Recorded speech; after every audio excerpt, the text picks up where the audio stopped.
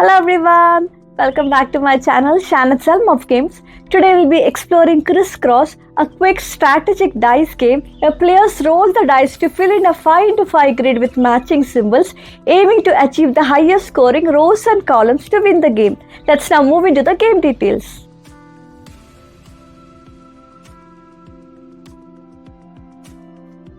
To start the roll and write game, each player gets a single 5x5 grid score sheet and a pencil. However, I will be using a pen for better visibility in the video. There are 2 dice each with same 6 symbols in both, which players will be rolling in every round to enter the symbols in the sheet.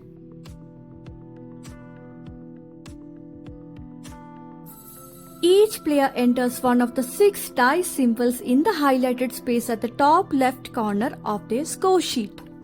Make sure each player enters different symbol. Criss Cross is played over 12 rounds. In each round, a player rolls both dice showing 2 symbols. Then all players must write these 2 symbols on their sheet vertically or horizontally in adjacent spaces.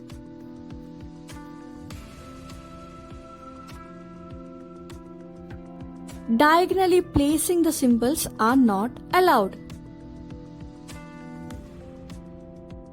Make sure not to enter any symbols in this area, it's for writing scores only. Don't forget to plan ahead to match more symbols and maximize your score. Let's look at an example. Suppose the 2 dice show a cross and a circle, place them in adjacent spaces on the sheet. It doesn't have to be placed next to the existing symbols on the sheet, but since there's already a circle, we can position it nearby to match it. In later rounds, try to line up more of the same symbols to rack up points. We have completed for player 1, now let's move to player 2.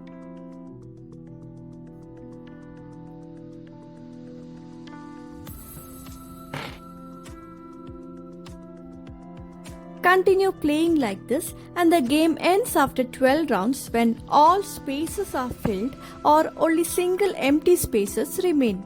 And that's when the scoring happens. Each player scores points on how many matching symbols they have in rows and columns. If there are 5 matching symbols, the player gets 10 points. Matching symbols must be next to each other without gaps in between, so here it is just 2 points. 3 matching symbols mean 3 points.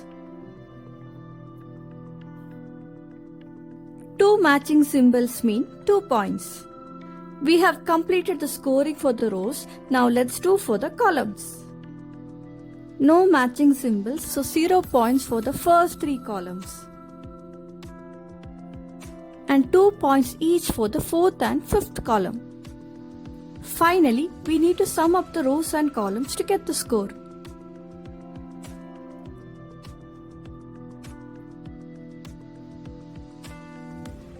We have completed the scoring for the player 1. Now let's do the same for player 2 as well.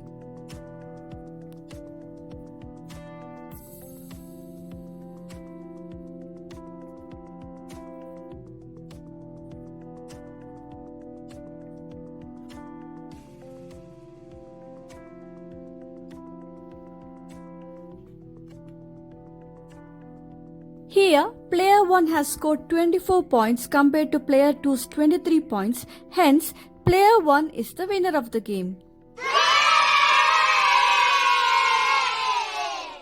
In case it's a tie, that is same total score, it is broken in favor of the highest single line score.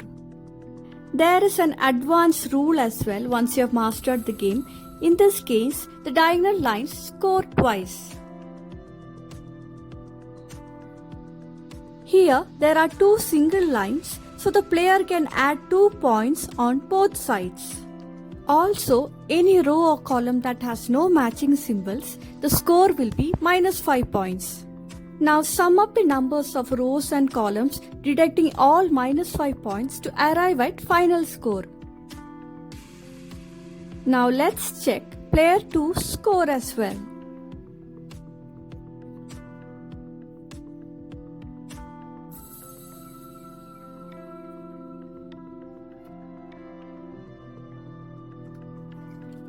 As you can see, both the players have scored the same points. Here, the tie can be broken in favor of the highest single line score. So here again, player 1 is the winner. If playing solo, goal is to achieve the highest score possible, aiming for titles like Cross Master by achieving 30 plus points. I usually appreciate those games which are quick and easy to learn and play, and Criss Cross definitely falls into that category. And I really love the compact packaging as it makes it portable and space efficient. The only downside I could think about this game is regarding the score sheet dependency. For that, you will need to keep aside an unused sheet to make extra new copies once the provided ones run out. And that's my take on Criss Cross. If you found this video useful, please don't forget to show some love through liking, sharing and subscribing to my channel for more fun games. Happy gaming folks, goodbye.